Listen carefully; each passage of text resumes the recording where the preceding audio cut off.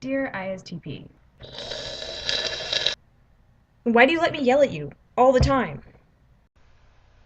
Why do you always fall for the wrong people? Why do we have nothing in common? Why do I still like you?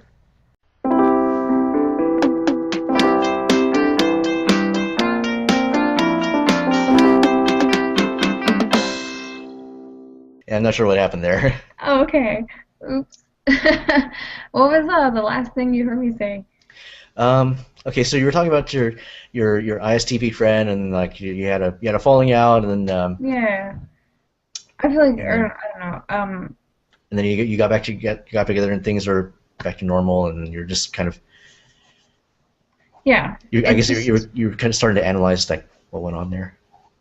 yeah, it's just that with compatible types, it's like they never have an easy first start. Usually it seems like they have some kind of even compatible falling out. Like it's weirdly fits, but also like it's still falling out or like some kind of conflict.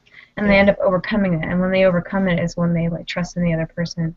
And after that, they like almost like fulfill each other in a way that others can't. And it's like, but it takes a little work. And sometimes you'll see like ISTPs and ESFJs or INTPs and ENFJs getting together and then never getting back together again because they never reached that point or things didn't work out. But I wonder about that a lot, like compatibility, because Hmm. opposites just don't seem to work well in my opinion. It's just Well, yeah, what do you mean by opposites? like INTP and ESFJ or Okay, ENFJ and so ISTP. I feel like okay, they can get along, but like in the end, they have nothing new to offer the other person except something like INTPs. I feel like if I'm close to them, I can understand them in a way that no one else can understand me. Like there's this weird connection just from being similar and so different. It's like we understand everything the other person is doing, but with an ISTP, they're different from me in the sense that they may not understand that about me, but they give me the room to feel like I'm useful to them in some way. And just like they would feel useful, but I would felt they were useful too. It's like our differences are necessary for us to value the other person is something we don't have, rather than like the INTP where it's things that I do have, but there's nothing new to offer the other person in the end. I don't know, what's your relationship with ENFJ? Like, what's your perspective on yeah, this? that's kind of interesting because I actually attempted to date an ENFJ a few years ago, um, and it was because I started getting to know. I was placed in a situation where I was able to get to know her, and really start to see some qualities about her that I found attractive. Um, I mean, I think the extroversion kind of got overwhelming, but I was willing to work with that. Mm-hmm. Um, but yeah, I mean, just the whole. I mean, same reason I appreciated INFJs is just, the whole the NI and FE, just like their insights they provided, how it relates to people, um, and just a willingness to understand in a deeper sense. Um, and it's like they seem to know me better than I know myself. Um, and they know just what to talk about to get at like real like meaningful issues. Um, and I don't know if that's just like um, someone was actually telling me that maybe it's just because we were just like kind of getting to know each other on like a comfortable casual level and not because when I first asked her out, she more or less rejected me right away just because she told me I wasn't the type that she was interested in. Um, we ended up just going on one date. I told her, okay, well, I'm okay with that. And well, okay, I just want to just take you out for dinner and just do, just kind of hang out because I appreciate just your friendship. Of course, I was kind of hoping that she would maybe change her mind at the end of the evening, but that's but that was that's kind of but but yeah, just because of that, there was no pressure on her to or no pressure on either of us to try to impress the other person. We were just kind of hanging out and just like kind of and just having a casual conversation. But still, it was I just really enjoyed hearing the things that she had to say and just um, You know, because like when I've observed her just among like other friends, like all I was seeing was the FE. You know, she almost, you know, she pretty much seemed ESFJ to me. Hmm. And then when I actually got to know her, it's like, oh yeah, I can see like she's thinking like in these, you know, these deep abstract terms, and you know these NF, you know, NF like values, and and somehow, yeah, I've just always been attracted to that. I can't, I've never been really able to explain why, like why I would find that more attractive than, you know, say, you know, a sensor.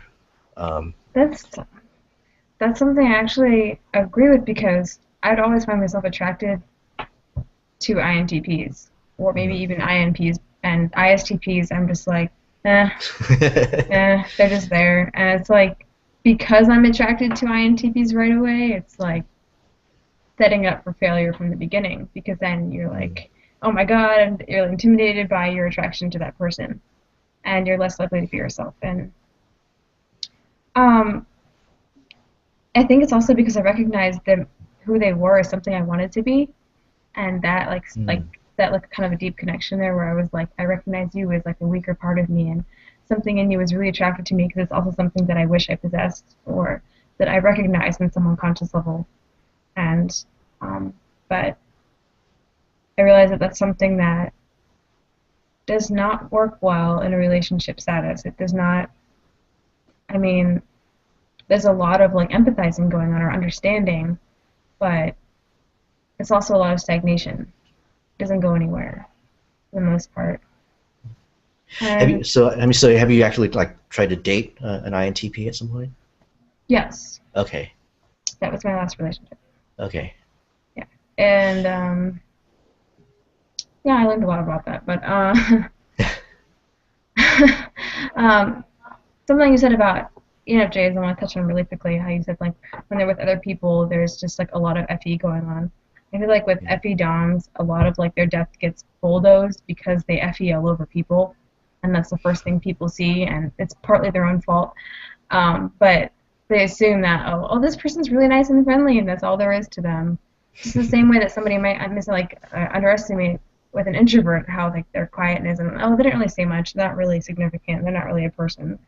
But it's like so easy to see what your first impression is and how it bulldozes the reality of what you are, and that's not really fair. But yeah, anyway, it's just a thought. So Yeah. sorry. Yeah, and that's the thing. Like, you know, my view of ENFJs is probably just limited just by the fact that, well, that was the only like Mm-hmm. ENFJ that I really got to know, and we didn't really get to know each other that, you know, for an extended period of time. We weren't really involved in each other's lives after that one date. Um, you know, if I try to imagine what would happen if I were to get into a relationship with an ENFJ, what happened if we got married and, you know, lived with each other and had to deal with each other's issues, you know, that I can, you know, I can kind of see how that could get kind of messy, you know, if we're not prepared to deal with that. I've But noticed from interacting with INTPs a lot that it always seems like I get along with them so easily at first for the most part, but then I just like after that, even if it's just friends, it doesn't go anywhere. It's like this big fun dance at BNTI play, and like almost like it's like really compatible almost right away, but then it just does not go anywhere. With the exception of my one INTP friend who I would call like one of my best friends, and we're just like one of the people I trust the most and is closest to me. And it's been a matter of months, which is ironic, but I guess it depends on the person. So, sorry if you were going to say something else. oh, well, I mean, I was gonna say like, what about like for you? What about like ENTPs? Like, do you have a what? What? ENTPs are that I have like zero attraction to them. Okay. And they I don't usually they don't mix with me, I don't mix with them. Like we would just rub each other the wrong way almost immediately. Or one of my closest friends is an ENTP, and I think that only happened because she was close with the INFJ sister of mine. So we managed to like work around each other and become close friends. But if it came to them, usually I think both of us being extroverts and both of us kind of like wanting to be the one to take the spotlight would cause conflict in a sense because both of us are like fighting for the other person's attention, and both of us are doing completely different things. Like it's easier for me to get along with INTPs because there's the extroversion and introversion dynamic at play, but ENTPs I feel like they would probably hate me, and it would be so difficult to get along with them. But I mean, then again, I'm only basing it off of my one friendship and Hmm. from observing them from afar. If you could actually find ENTPs anywhere, that would be great to Yeah. know. But I just feel like I would not mix well with them. Same thing with ESTPs, I think. Hmm. Probably a little easier because um, of the familiarity with SE, but still, I get tired out by other extroverts like that. EPs tire me out. Hmm. I think because we're both fighting for attention in completely opposite ways. A severe PE dom and then JE dom. It's like not mix. What about you? What about INFJs for you? Yeah, that's the weird thing for me. Like I seem to get along well with INFJs. Maybe because Um, you're both introverts. It's not like you're both. that's yeah, I can kind of see that. Um, yeah, I mean I've known a couple of INFJs. Like when I was like I knew one in college and one when I was fresh out of college. Um, at least I'm pretty sure they were INFJs just from what I remember of them. Um, but yeah, it was just again, it just goes back to like I just really enjoyed the fact that they were willing to open up. They felt comfortable around me, and they would share about what was on their mind, and I would see like these really interesting, deep, abstract insights that I never heard from anybody else, and so. And then the FE would connect with me and like just they would appreciate my friendship, and then it was kind of like it was sort of a I don't know. I think the only issue though is it was purely platonic for them, and yet I was seeing it as like possibly developing into a relationship. And Hmm. then when I brought that up and tried to move it beyond beyond the friendship zone, it just kind of like took them by surprise. Like oh wow, I never thought of it that way. And then they would go into like I'm not ready for a relationship or or whatever. Um, but so I maybe maybe it is partly the introversion because like I was usually around extroverts, and so I'd find somebody that I could actually have this this enjoyable one-on-one time. Because I get along with ISFJs just as well. I've Hmm. known a few ISFJs that just because like they were introverted, so I was comfortable just hanging out with them one on one. And um,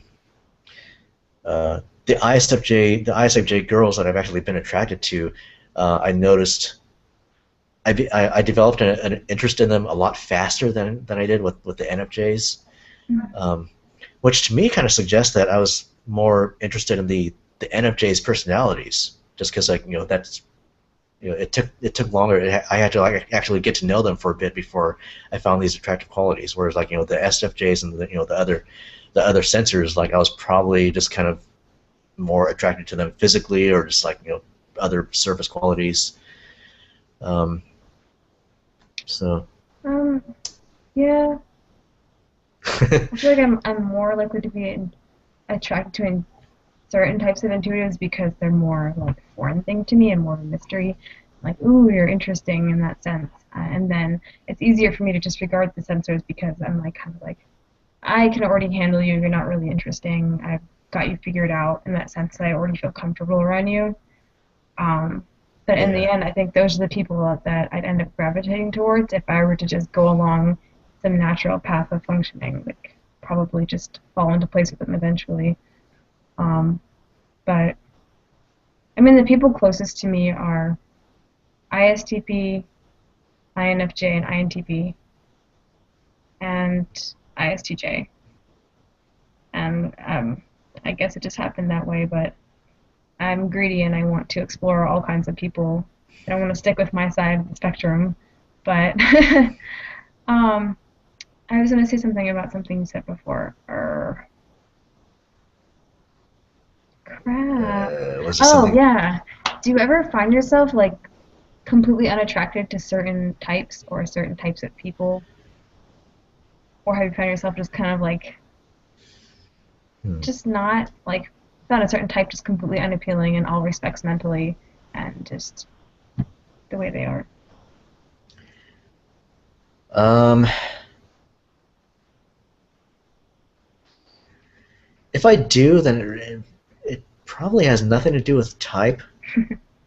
Um, I don't know, because I mean, those are the people I probably would just not even bother to try to type. Um, I mean, like really, just really obnoxious people, I would say. Um, so,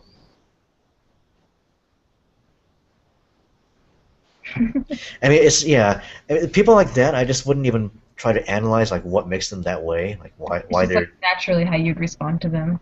yeah, it's like someone's just like being a jerk for whatever reason, and I don't want to try to figure them out. I just want nothing to do with them. Um,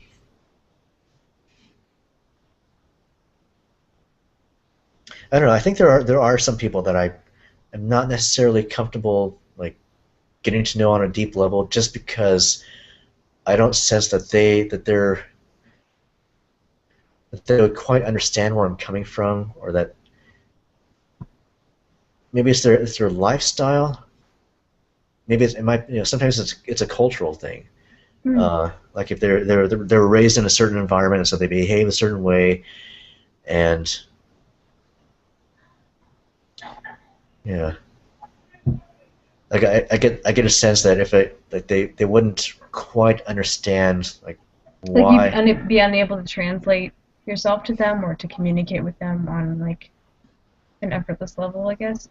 Or like, Yeah, I mean it's a combination of like maybe they came from a different type of background. They're in a different stage of life than I am right now. They have different values and a different personality. And you combine all of that, and it's like really hard to like find this common ground, to be able to say, oh, I'm this way because of this, because this other thing gets in the way of translating that.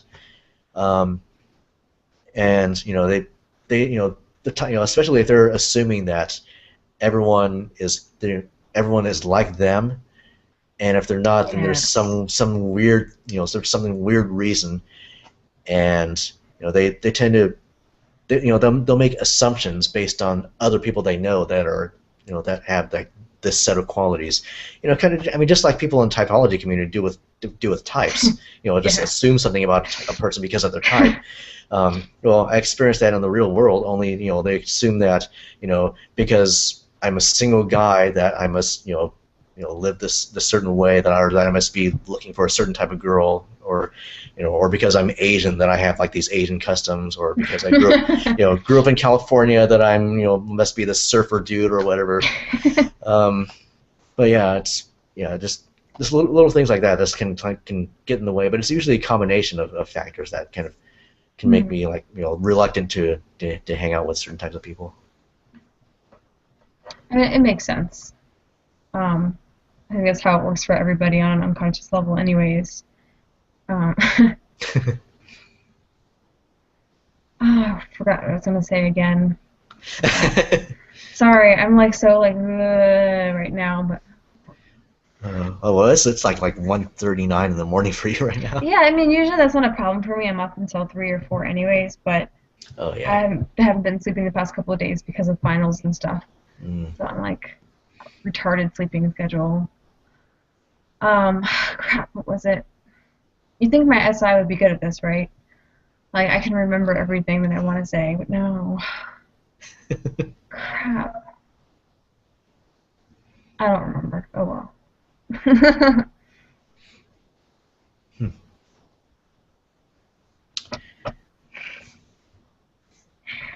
So anything else you wanted to Well, talk about? um, I don't know. The one thing I'm actually kind of curious about, though, just because Mhm. like, my ESFJ friend does this a lot. If you're just having a casual conversation with somebody, um, like she'll just talk about like the details of what they did that week. Like, is that kind of like, or was that ever like your normal mode of conversation with like just casual friends? Um, probably. Well, Or do you feel like you've grown beyond that sort of I superficial? mean, now, no, I don't. I do talk about what I've done as much as the next person, but I don't use it as a consistent mode of conversation. Not really. But I probably did a lot before. I think what it was that that was the first thing I knew how to talk about. So when I was making that general conversation with people, I just talk about something that already happened that made sense. It already happened. And then I would use that as like my foot in the door to branch out onto other topics or to get them talking or maybe something they did so I could find something that they did that I related to and then could expand the conversation on. It was like playing leapfrog and Okay. starting there. But now it just, I mean, with the people I'm close to, it's not really like that. Maybe I'll start by saying something like, holy crap, I saw a shooting star last night, really weird, I looked up right at this moment. And then we might start going and talking about something completely different, like, have you ever noticed that this certain type does this kind of thing? Or like, I was watching this movie and I need your help typing this character. Or like, that kind of thing. Like, just, or like, what did you do today? Or just something, like, with my INTP friend, we'll just start with one thing and then just completely branch off into a bunch of different directions. And with my sister, I call her and like right away we just start. It's like FE discussion, like analyzing social things. And it's like I don't know. I guess I use that kind of conversation when I'm casual with people, in a way. But Okay. I would before a lot because most of my conversation was casual. But when I am close to somebody, I don't feel the need to use that as a tool to communicate. So Okay.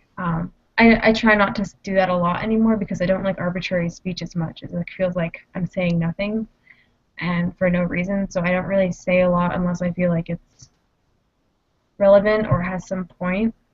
Um, it's almost like I've forgotten how to communicate because I used to be so good at being effortless like that because I would just use that kind of conversation to kind of like coast along the social world and never fall in the water.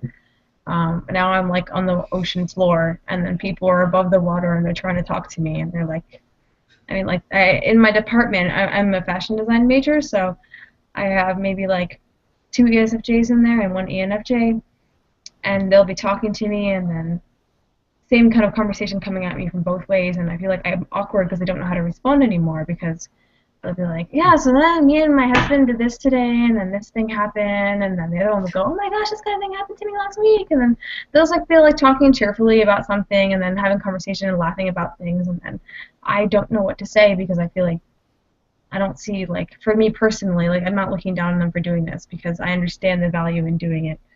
It's like that regulating that social atmosphere, but I just like have a hard time connecting to that anymore. Like I want to talk about something substantial, something that means something, something I can chew off over something, like I guess it's like for them though, they're more like stronger with their FE, like they're more like heavier on the top two functions, so it's more comfortable for them to talk that way and control the social atmosphere. But now I'm losing control of it, but also God, I'm so not making sense. No, I see what you're saying. It's like it's normal for them because it's they're good at it. It's what they do all the time, and they're amongst Yeah. your.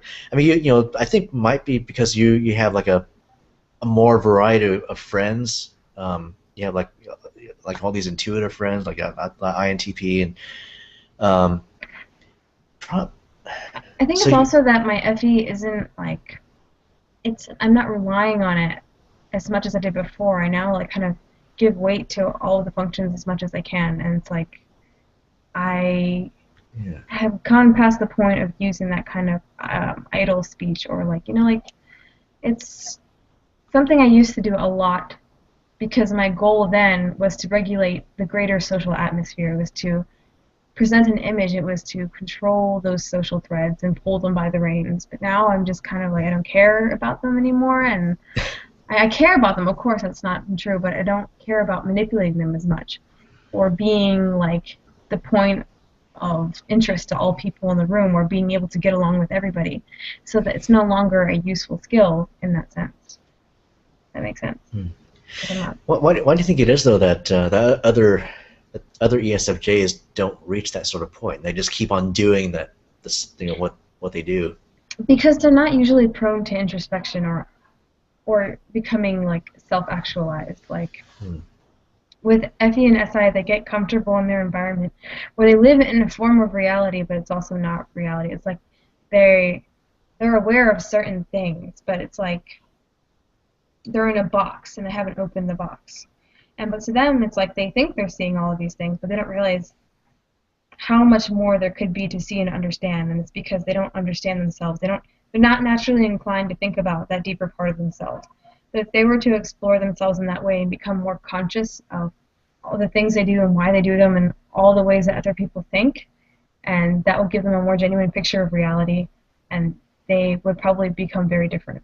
But I still see ESTJs and ESFJs who, in the way they talk and act, remind me of myself in high school, and just it's so hard to be near them because I want to hate them for no reason. Because they remind me of that person I used to be, and I keep thinking, like, you have a blindfold on your face. You're living inside of a little cage. Like, you don't understand all of the things that exist outside of your cognitive perception. And it's because they're still confined by it in a very automatic way. But they're not usually people who are, inclined to really do a lot of internal analysis, I guess. They're just more like, it's just a combination of SI and FE, I think. Yeah, and probably they just never ran into a situation where they really had to. Yeah, so, because they found a way to kind of comfortably cope in their environment, and like to some degree, physically and mentally. But I wish they would, because they piss me off when they do that. I'm like, there's so much more that you could be. Why wouldn't you want to be more? Like, you just have to see that there's more. Chase it. Like, you need to have the bait, and I won't try to give them the bait if I know them, because I want them to see that there's something that they don't see. I want to tempt them. I want them to get better, because I don't know. I feel like, why wouldn't you want to be that way? Why wouldn't you want to improve yourself? Well, I think you're the perfect person to kind of take charge of that and be the champion. I'll in the dungeon, lock them up. But yeah, I mean, it's not just with ESFJs that I have that issue. It's with other types too. It's mostly because I understand the way ESFJs are that it bothers me. But any people who are just kind of automatically functioning and not really caring about anything but just going along the same path they always have and doing what everybody has always done, and just kind of being blind to anything but the way they think and feel. It's really annoying to me, because I'm just like, I feel like they're sleeping. They're not really, you're not there. You just need to see the way all these people are. You need to see all these things that are in front of you that you don't see. And just like, it's almost suffocating looking at them, because I remember being that way. I don't ever want to go back, and I don't want other people to have to be that way. So, I mean, there's no way you can really get all people to change or fix themselves or see, because it's... Yeah, they have to want to change. They have to have a reason for it. Exactly. But, yeah. And, but yeah, as far as I know, like, those ESFJs that I know, they seem happy being who they are, and, even though I see a lot that they're clueless about, but, they're, I don't know, well, yeah, I mean, like, one ESFJ I know is married and raising 2 kids, and then there's my mom. She's lived what she considers to be a comfortable, fruitful life, and so, like, there's not a whole lot. She doesn't really have much incentive to try to embrace new things. And then my ESFJ friend that I talk to almost every week. Out of all the ESFJs I know, I think she is probably the best candidate to try to embrace these new ideas, and learn this new way of seeing herself.